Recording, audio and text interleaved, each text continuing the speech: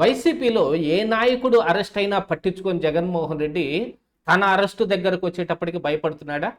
ఏ నాయకుడైనా సరే నోటికొచ్చిన మాటలన్నీ మాట్లాడితే ఈ కూటమి ప్రభుత్వం అరెస్టు దాకా వెళ్తే అరెస్ట్ కానివ్వండి, బెయిల్ ముందుగానే ప్రయత్నం చేయకండి, రిమాండ్కు పంపించినాక చూడండి, ఈ విషయమై మనం మీడియాలో బాగా గోల్ చెయ్యాలి అని చెప్పే జగన్మోహన్ రెడ్డి ఈరోజు ఎందుకు భయపడుతున్నాడు?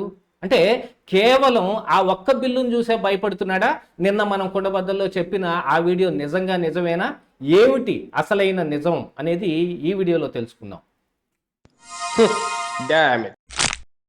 ఏంటిటా కుండబద్దలు కొడతా అట్ట. నమస్కారం, కుండబద్దల ప్రేక్షకులకి స్వాగతం. జగన్మోహన్ రెడ్డి తన అరెస్టు దాకా వచ్చేటప్పటికి భయపడుతున్నాడు అని కొంత సమాచారం వినిపిస్తుంది. ఎందుకంటే లిక్కర్ స్కామ్లో ఈడీ బాగా దూకుడుగానే కనిపిస్తోంది.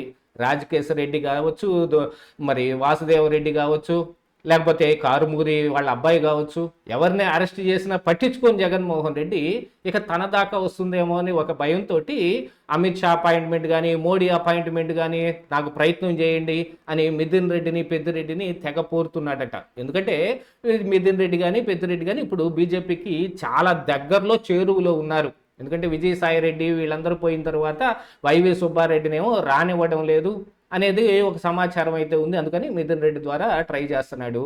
కాకపోతే మరి అమిత్ షా కానీ, మోడీ కానీ అపాయింట్మెంట్ ఇచ్చే స్టేటస్లో ఈరోజు కనిపించటం లేదు. ఆ విషయమై మనం నిన్న కొండబద్దలో ఒక వీడియో కూడా పెట్టాం. కాకపోతే జగన్మోహన్ రెడ్డి ఇప్పుడెందుకు భయపడుతున్నాడు? తన అరెస్ట్ అయితే భయపడటం కానీ, మిగతా నాయకులు అరెస్ట్ అయితే చూసి చూడనట్టు ఉండటం కానీ చేస్తున్నాడా? ఎందుకంటే వైఎస్ఆర్ కాంగ్రెస్ పార్టీలో అధికార ప్రతినిధులు కానీ, లేకపోతే వాళ్ళకి పనికొచ్చే జర్నలిస్టులు కానీ, లేకపోతే మిగతా నాయకులు కానీ వీళ్ళు అరెస్ట్ అవుతున్నప్పుడు జగన్మోహన్ రెడ్డి ఏం చెప్పాడు అని అంటే, వాళ్ళని అరెస్ట్ అయితే కానివ్వండి, పోలీసులు వాళ్ళని జీపులు ఎక్కించుకొని తీసుకెళ్ళనివ్వండి, కోర్టులో కూడా లాయర్లు దరిదాపుకి వెళ్లకుండా వాళ్ళని రిమాండ్కి పంపించే విధంగా కొంచెం ప్రయత్నాలు మీరే చేయండి. గబక్కన కోర్టు రిమాండ్ వేయకుండా బెయిల్ ఇచ్చి బయటకు పంపిస్తే మనకి మైలేజీ తగ్గిపోయిద్ది. మొన్న ఈ నాగార్జున యాదవ్ విషయంలో కూడా అదే జరిగింది. ఇక్కడ నాంపల్లి హైకోర్టులో కూడా ఏ లాయరు కనిపించలేదట ఆయన గురించి వాదించడం కోసం. అందుకని ఆయన రిమాండ్కి వెళ్ళాడు. అప్పుడే మరి మనం మీడియాలో కూడా చూసాం. ఆంధ్రప్రదేశ్ రాష్ట్రంలోనైతే వెంటనే బెయిల్ వస్తున్నాయి కానీ మరి తెలంగాణలో ఎందుకు రావటం లేదు అనే విషయమై. ఎందుకు రావటం లేదంటే దాని వెనక కూడా జగన్మోహన్ రెడ్డి ప్లానింగ్ ఉంది. రాకుండా చేయడానికి లాయర్ల దరిదాపులో కనిపించరనమాట. రిమాండ్కి వెళ్ళిన తర్వాత మళ్ళీ ఆ బెయిల్ దీన్ని తీసుకొచ్చి మళ్ళీ కోర్టులో ఆ పిటిషన్ వేసి బెయిల్ ఇప్పించుకొని తీసుకొస్తున్నారు. 2-3 రోజులు లోపలుంటే మీడియాలో బాగా హైప్ చేసుకొని మరి సాక్షి మీడియా నిండుగా చెప్పుకోవచ్చు. సోషల్ మీడియా కార్యకర్తల్లో కూడా ఒక అన్రెస్ట్ క్రియేట్ చేయొచ్చు.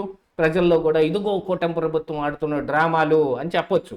కాకపోతే తన అరెస్ట్ దాకా వచ్చేటప్పటికి మరి లిక్కర్ స్కామ్లో అంతిమ లబ్ధిదారు జగన్మోహన్ రెడ్డి అనే విషయం క్లియర్గా తేలబోతున్న దగ్గరకు వచ్చేటప్పటికి.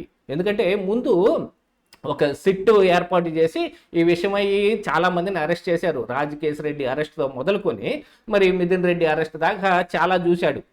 అప్పుడు కూడా జగన్మోహన్ రెడ్డి ఏం చెల్లించలేదు. కానీ ఈడీ ఎంటర్ అయిన తర్వాత మరి ఎట్టకేలకు చివరకు బెయిల్ తెచ్చుకున్న రాజకేశ్వరరెడ్డి మళ్ళీ అరెస్ట్ అయ్యి లోపలికి వెళ్ళాడు. ఆ తర్వాత వాళ్ళు కస్టడీలోకి తీసుకొని ప్రశ్నించడం మొదలుపెట్టారు. ఈడీ ప్రశ్నలు అయిపోయిన తర్వాత మళ్ళీ సిట్టు కూడా కస్టడీ పిటిషన్ వేసింది. వాళ్ళని మళ్ళీ సిట్టు అదుపులోకి తీసుకొని మళ్ళీ విజయవాడకి తీసుకొచ్చారు. ఈ తరుణంలో జగన్మోహన్ రెడ్డి తన దాకా వస్తుంది ఇది, నేను అరెస్ట్ అయ్యే అవకాశాలు మెండుగా ఉన్నాయి. కాకపోతే ఇక్కడ అరెస్ట్ అవ్వడానికి జగన్మోహన్ రెడ్డికి పెద్దగా భయం ఏం లేదు. కానీ తరువాత జరగబోయే పరిణామాల గురించి ఆలోచించుకొని ఆయన కొంత భయపడుతూ ఉన్నాడు. గతంలో 16 నెలలు అది జగన్మోహన్ రెడ్డి జైల్లో ఉండేటప్పటికి వచ్చిన ఈ సింపతి కానీ, ఇంకా వచ్చిన పాపులారిటీ కానీ ఉపయోగించుకొని ఆయన సీఎం సీటు దాకా వచ్చాడు. చంద్రబాబు నాయుడు అరెస్ట్ అయితే మళ్ళీ గెలిచి కూటమి అధికారంలోకి వచ్చింది కదా, మనం కూడా అరెస్ట్ అయితే మళ్ళీ అధికారంలోకి రావచ్చు అని అనుకుంటున్న జగన్మోహన్ రెడ్డికి ఇప్పుడు ప్రభుత్వం ఒక కొత్తగా కేంద్ర ప్రభుత్వం తీసుకురాబోతున్న ఓ చట్టం గురించి తెలిసేటప్పటికీ ఆయన మీటింగ్ పెట్టి కూడా దాన్ని మనం వ్యతిరేకించి తీరాల్సిందేనని కూడా ఆ రోజున చెప్పాడు. ఏమిటి ఆ చట్టం అని అంటే, ఇప్పుడు మరి ఈ కల్ప్రిట్ నాయకులు ఎవరైతే ఉంటారో వాళ్ళకి 30 రోజులు పైబడి జైల్లో ఉంటే కనుక, ఏది రిమాండ్లో ఉండి మరి జ్యుడిషియల్ కస్టడీ అయినా కూడా 30 రోజులు ఉంటే 31వ రోజున ఆటోమేటిక్గా వాళ్ళ పదవిని కోల్పోతారు. అప్పుడు జగన్మోహన్ రెడ్డి పదవి కూడా పోతుంది. ఇప్పుడు ఈడీ అరెస్ట్ చేసింది అనుకోండి, ఇక ఎక్కువగా ఇది కూడా ఉంటుంది. ఏంటి అని అంటే దాదాపుగా ఇప్పుడు సిట్ అరెస్ట్ చేస్తే ఇది రాష్ట్ర ప్రభుత్వం వేస్తున్న కుట్ర. గతంలో చంద్రబాబు నాయుడు అరెస్ట్ అయినప్పుడు మరి టీడీపీ నాయకులు మాట్లాడిన మాటలు ఇప్పుడు మాట్లాడుకునే అవకాశం ఉంటుంది. కానీ ఈడీ అరెస్ట్ చేసిందంటే ఇదిగో కేంద్రంలో ఉన్న మోడీ కానీ అమిత్ షా కానీ జగన్మోహన్ రెడ్డిని కోరుకుంటున్నారు అనే ప్రొఫెసర్ నాగేశ్వర్ లాంటి వాళ్ళ చెప్పించిన మాటలు కూడా ఉత్తి వృధా పోతాయి. దాదాపుగా జగన్మోహన్ రెడ్డిని కాచి కాపాడుతుంది ఇంకా మోడీ అమిత్ షా అని చాలామంది వాదన ఒకటి ఉంది. దాదాపుగా నిజంలాగే కూడా కనపడుతుంది. కానీ పరిస్థితులు ఎదురు తిరిగి అరెస్ట్ అయ్యేదాకా వచ్చిందనుకోండి, ఏం చేయాలి అనే దాని మీద కదా ఇప్పుడు జగన్మోహన్ రెడ్డి అరెస్ట్ అయ్యి 30 రోజుల పాటు జైల్లో ఉన్నాడంటే ఇమ్మీడియట్గా పులివెందుల సీట్ ఖాళీ అయిపోతుంది.